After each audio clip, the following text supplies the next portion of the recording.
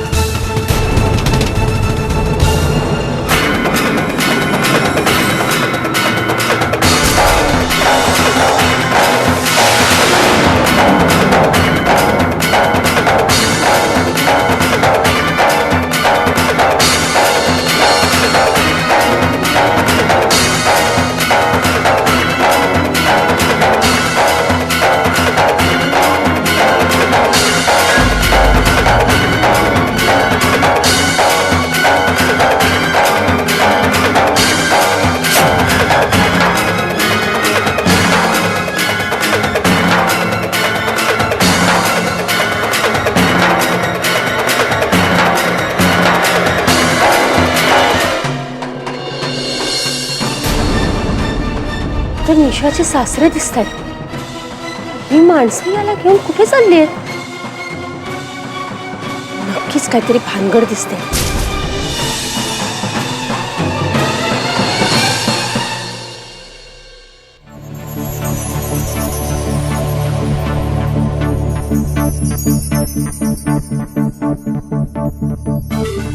काय गे चाळीची काय मालकीन झालीस?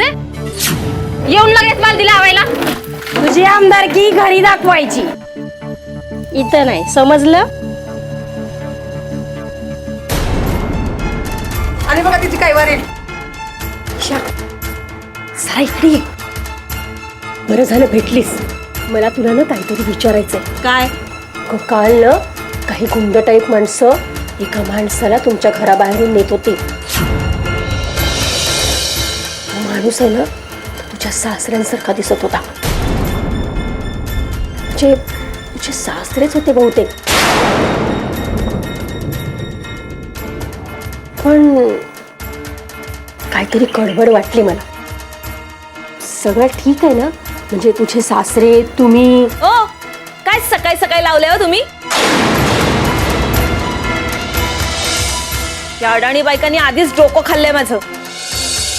आता तुम्ही पिडू नका. शी.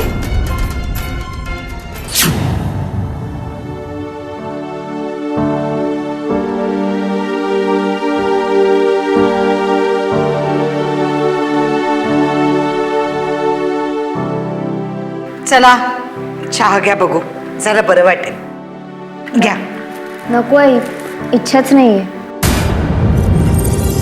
माझं तर डोकं गरमच झालंय. काही गरज नाहीये. मी त्यांची बायको ठामपणे सांगते ना, काळजी करायची गरज नाही म्हणून. तरी आम्हाला खूप अस्वस्थ वाटतंय. गुंतवून घ्या स्वतःला कामामध्ये.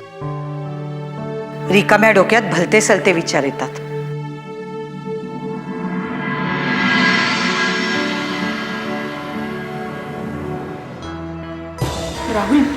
राहुल काय झालं?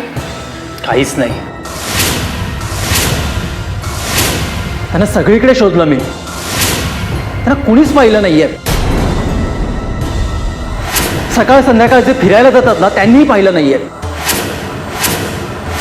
आणि त्यांनी पाहिले ते म्हणतात की शेवटचं त्यांनी शेखरदादा बरोबर पाहिलं होतं. मग आता काय करायचंय? काय करायचं म्हणजे जाऊन आपल्याला पोलीस कंप्लेंट करायला पाहिजे. तोच एक उपाय आहे. राहुल, घाबरायचं काहीच कारण नाहीये. माझं मन मला सांगते ते सुखरूप आहेत आणि परत येतील. काय पण तू हे सगळं एवढ्या शांतपणे कसं घेऊ शकतेस? कठीण प्रसंगात शांत राहणं जास्त महत्त्वाचं असतं. आपला तोल सांभाळणं जास्त महत्वाचं आहे. आपला तोल गेला की संपलं सगळं. आधीच परिस्थितीचा तोल गेलेला आहे. मी अशा अनेक प्रसंगातून गेले, पण माझं मन मला अचूक सांगतं धोका आहे की नाही. आता धोका नाहीये. तुम्ही शांतपणे आपापल्या कामाला लागा.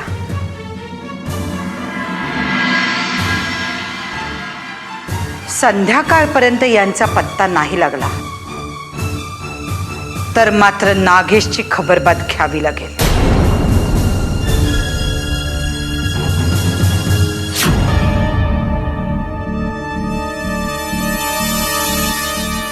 या मालतीचं काय करायचं ना तेच कळत नाहीये. जिथे तिथे आगाऊपणा करून डोकावायची काय गरज आहे हिला? चांगली खिदळत असतेस तू तिच्याबरोबर. आता काय झालं? अरे काल रात्री आपण बाबांना बेशुद्ध करून नेलं, ते बहुतेक पाहिलं असावं तिने.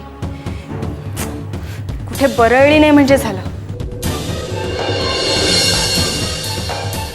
निशा, तरी मी तुला सांगत होतो नागेशला इथे बोलू नकोस म्हणून. काही चाळ आहे, चाळ कोणी बघू शकतं.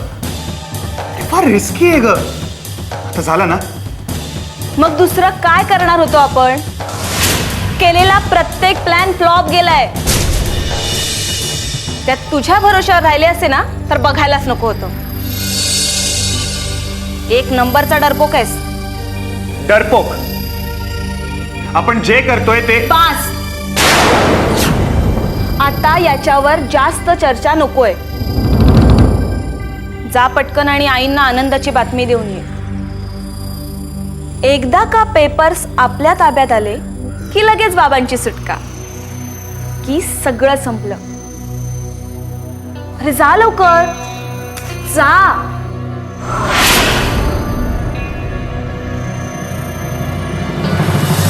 आई, आई. काय झालं? काही कळलं का? हो, बाबांचा पत्ता लागलाय.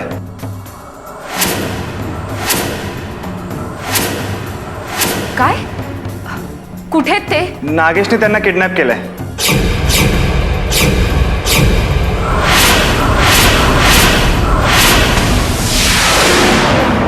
तुला कसं कळलं? नागेशचाच मला फोन आला होता. काय हवंय त्याला? त्याला तुझ्याशी बोलायचंय. तुलाच सगळं सांगणार आहे.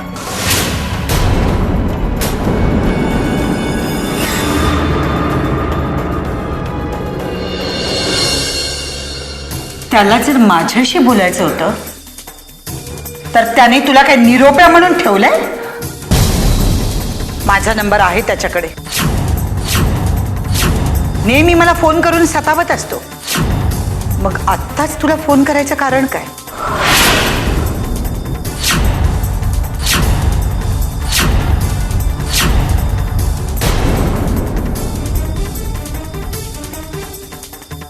आई, तू इतकी शांत का बसलेस? आपल्याला काहीतरी करायला पाहिजे.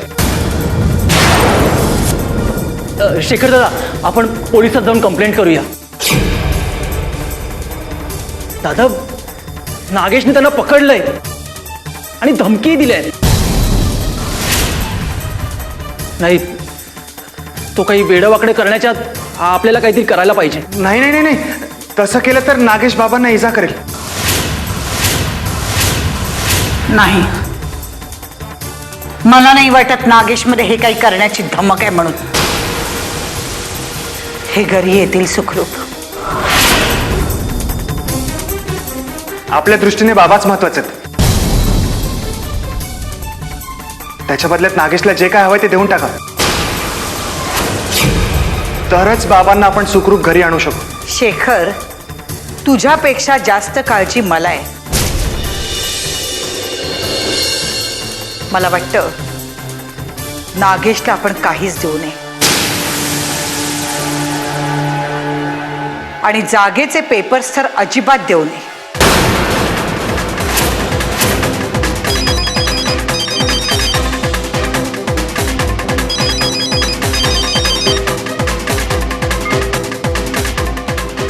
हॅलो, कोण? नागेश का?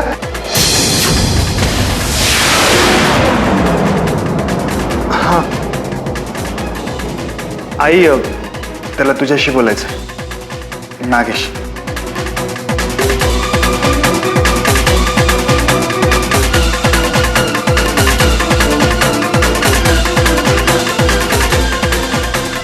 बोल.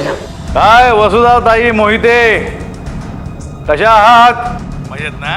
काय म्हणतो तुमचा शूरवीर उंदीर समीर मोहिते? की पोलीस मागे लागले म्हणून सैरा वैरा पळतोय की लपून बसलाय घाबरून बिळात? हेच सांगण्यासाठी फोन केला असशील तर फोन ठेवते मी.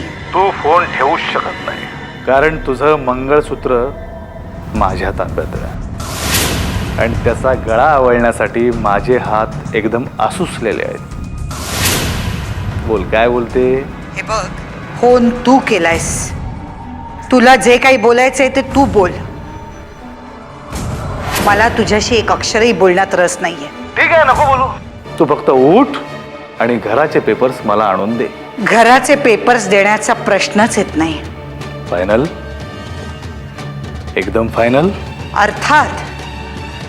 मग तुझ्या त्या मंगळसूत्राला मी एखाद्या डंपर खाली नाहीतर लोडेड ट्रक खाली ढकलून देतो. चालेल? धमकी देतोयस मला? अरे तुझा मागचा इतिहास आठवून बघ. तुझ्या असल्या पोकळ धमक्यांना घाबरत नाही मी. घराचे पेपर्स तुला देणार नाही.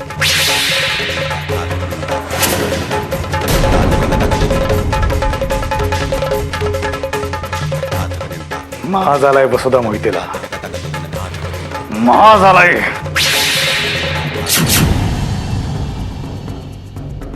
अजून काय येत नाहीये हा.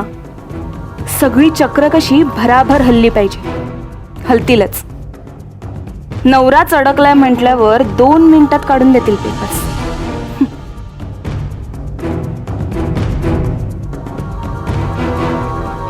शेखर, काय झालं? दिले पेपर्स? फोन आला होता नागेशचा. अरे काय झालं? बोल ना, सांग ना. आई म्हणते पेपर्स वगैरे द्यायची काही गरज नाही, कारण नागेश भेकड आहे. तो बाबांना काही करू शकत नाही. आई अगदी शांत आहे. ती नागेशच्या असल्या धमक्यांना भीक सुद्धा घालत नाही. म्हातारी ना फारच मस्तवाल झालीये. इथे नवऱ्याच्या जीवावर बेतलंय पण तिला घराच्या पेपर्सची पडलीये. फार नाटकं करते हा ती, नवऱ्याबद्दल प्रेम आहे म्हणून. नाही, काही नाही शेखर, यावेळी शांत बसायचं नाही. काही झालं तरी पेपर्स मिळवायचे. आपण एक काम करूया. आई अशा ऐकणार नाहीये. त्यांना वठणीवर आणावंच लागेल. त्यासाठी मी जे काही सांगते ना तसंच कर. फोन लाव नागेशला. लावतो.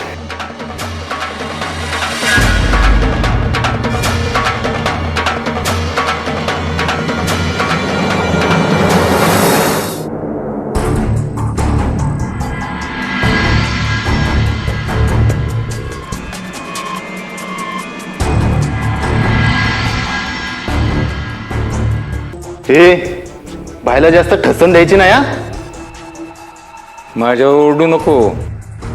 त्याच्यासमोर शेपूट हलव. भाई, हे भाई, खर्च पाणी देऊ का याला? आपण नाही काय करू शकत रे. आपले हात कायद्याने बांधले गेले. माझ्या हातात असताना त्याचा गळाच आवडला असता मी, पण तेही नाही करू शकत मी. पण आपलं हे लॉटरीचं तिकीट आहे. फाटलं तर आपलंच नुकसान आहे, नाही का? म्हणून प्रॉब्लेम होत आहे. जास्त गमजा मारू नको. तशी हिंमतच नाही आहे तुझ्यात. फुकटचं गिळणाऱ्यांमध्ये कुठे असते हिंमत?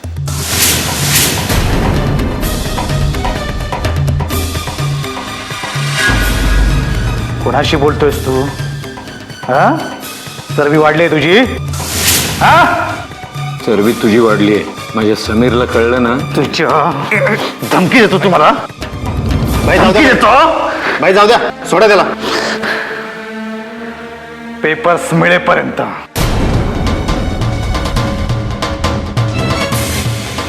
पेपर्स मिळेपर्यंत. एकदा का पेपर ताब्यात आले ना, मग बघ तुझे काय हाल करतो मी ते.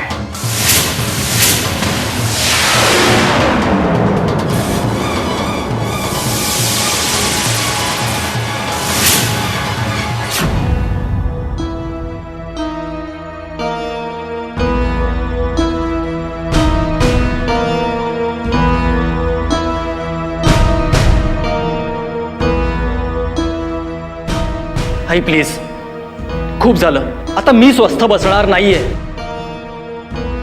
आयतर मला पोलिसात जाऊन तक्रार करू दे किंवा सरळ त्या नागेशकडे जाऊन बाबांना सोडवू दे. नाही राहुल, मी तुला यातलं काहीच करू देणार नाहीये. आणि राहुल, नागेश काही झालं तरी गुंड आहे. तू तिथे एकटं जाणं धोक्याचं आहे. अगं पण आपण असंच हातावर हात ठेवून घरात बसून राहायचं का? याला काय अर्थ आहे आई? अगं बाबा तिकडे संकटात आहेत आणि आपण त्यांची फक्त वाट बघत बसायचं? नाही आई, मी स्वस्थ बसणार नाहीये. आणि नागेश काय त्यांना असंच सोडणार आहे का? त्या नागेशचा पत्ता शोधतो आणि सरळ त्याच्याकडे जातो. दाखवतोच आता नागेशला. राहुल, तू तरी अशी भाषा करू नकोस. मी माझ्या एका मुलाला या मार्गावर चालताना पाहिलंय. आता तुला नाही पाहू शकत.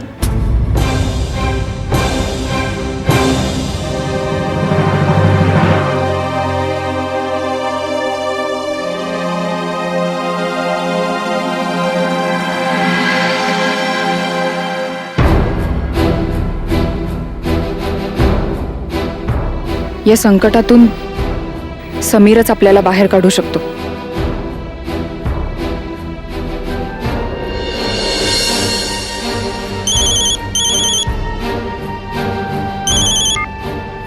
सोना, मोबाईलवर कशाला फोन केलास? तुला माहिती आहे ना पोलीस आपला कॉल ट्रेस करू शकतात. अरे हो रे, माहिती आहे मला. मी काय सांगते ते नीट ऐक. समीर, बाबांना नागेशनी किडनॅप केले. काय बोललीस? हो, आणि त्यांनी शेखरच्या फोनवर फोन करून असं सांगितलंय की घराचे पेपर्स दिले तरच बाबांना सोडीन म्हणून. हो, तो ये बात आहे. हो, अरे पण आई म्हणत होत्या की घराचे पेपर्स वगैरे काही देणार नाही म्हणून.